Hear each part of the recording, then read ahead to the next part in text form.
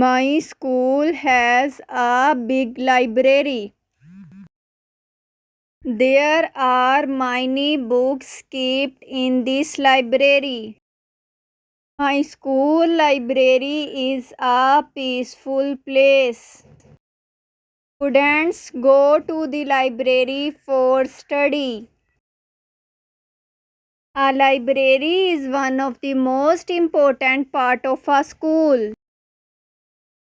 We issue books in the library on the basis of a library card.